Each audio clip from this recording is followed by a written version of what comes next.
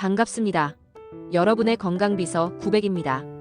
혹시 비 오는 날만 되면 무릎이 욱신거리거나 시큰거리는 분들 계신가요? 나이 들면 다 그래 하고 넘기기 쉬운데요. 사실 이건 단순한 노화가 아닐 수 있습니다.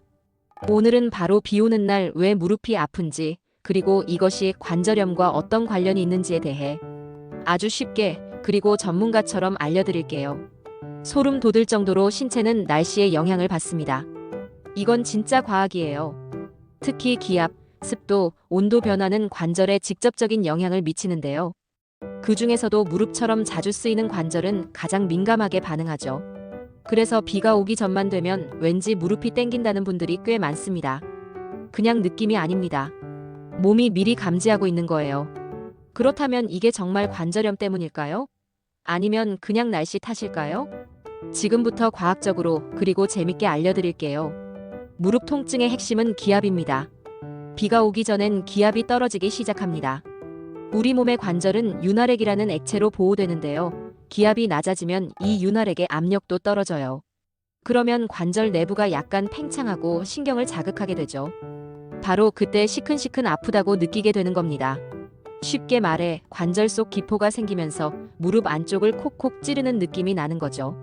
이게 반복되면 관절 자체가 손상될 수도 있는데요. 바로 퇴행성 관절염으로 이어질 수 있는 위험 신호예요. 그래서 무릎이 자주 아픈 분들은 무시하지 말고 꼭 상태를 점검하셔야 해요. 이 시점에서 중요한 건 단순한 날씨 통증인지 혹은 초기 관절염 증상인지를 구분하는 거예요. 소처럼 참고 넘기면 병만 키워요. 그래서 지금부터는 관절염의 진짜 정체를 파헤쳐 봅니다. 관절염은 크게 두 가지가 있어요. 바로 류마티스 관절염과 퇴행성 관절염입니다. 류마티스는 면역계 이상으로 생기고 퇴행성은 나이가 들면서 관절이 닳아 없어지는 겁니다.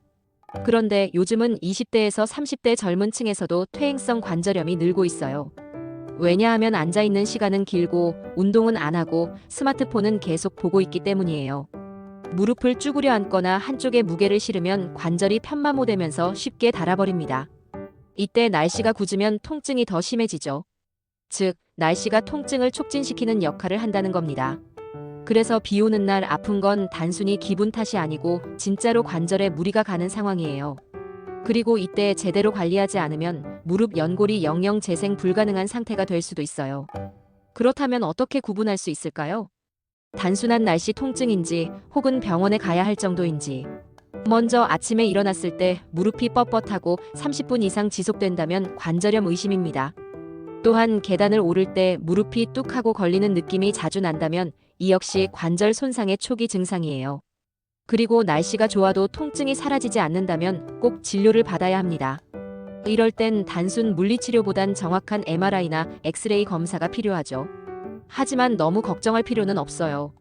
초기라면 운동과 식습관만으로도 충분히 개선이 가능하니까요. 그래서 이제는 예방 방법도 알려드릴게요. 평소 어떻게 관리하면 비 오는 날 무릎 안 아플 수 있는지 바로 알려드리겠습니다. 첫 번째는 체중 조절이에요. 무릎은 체중의 3배에서 4배 이상의 하중을 매 순간 견디고 있어요. 조금만 체중이 늘어도 무릎은 2배 더 힘들어집니다. 그래서 다이어트는 무릎 건강에 아주 효과적입니다. 두 번째는 근육 강화 운동. 특히 허벅지 앞쪽의 대퇴사두근을 단련하면 무릎 관절을 보호할 수 있어요. 앉았다 일어나기, 수영, 고정식 자전거 타기 등을 꾸준히 해보세요. 세 번째는 관절을 따뜻하게 유지하는 것이에요. 비 오는 날이나 날씨가 흐릴 땐 무릎에 무릎 보호대나 온찜질을 하면 효과가 큽니다. 이렇게 평소에 꾸준히 관리하면 비 오는 날에도 무릎이 거뜬해질 수 있어요. 그리고 중요한 건 한번 망가진 관절은 다시 돌아오지 않기 때문에 미리미리 대비하는 게 가장 중요합니다. 그래서 지금부터라도 실천해보세요. 마지막으로 알려드릴 건 음식 관리입니다. 관절 건강에 좋은 대표적인 음식은 바로 오메가3가 풍부한 생선, 예를 들어 연어, 고등어 등이 있어요. 이런 생선은 염증을 줄여주고 관절 통증을 완화해주는 효과가 있습니다. 그리고 비타민 D와 칼슘도 매우 중요합니다. 비타민 D는 햇빛을 쬐는 것만으로도 얻을 수 있지만 비 오는 날엔 부족할 수 있으니 보충제를 고려해도 좋아요. 또한 관절 연골을 보호해주는 글루코사민, 콘드로이친 같은 영양제도 고려해보세요. 하지만 영양제는 무조건 복용하기보단 의사와 상담 후에 섭취해야 합니다. 이 외에도 커큐민 성분이 들어간 강황, 생강 등도 천연 항염식품으로 관절에 도움이 됩니다. 결국 우리가 먹는 것이 곧 우리의 몸을 만든다는 거죠. 그래서 관절도 결국 내가 무엇을 먹느냐에 따라 달라질 수 있습니다. 비 오는 날 무릎이 아픈 건 결코 우연이 아닙니다. 몸이 우리에게 보내는 경고 신호일 수 있어요. 지금은 괜찮다고 느껴도 반복되면 관절이 망가질 수 있다는 걸 기억하세요. 무릎 통증을 무시하지 마세요. 특히 나이가 들면서 혹은 운동 부족으로 생기는 관절염은 생각보다 더 빠르게 진행될 수 있습니다.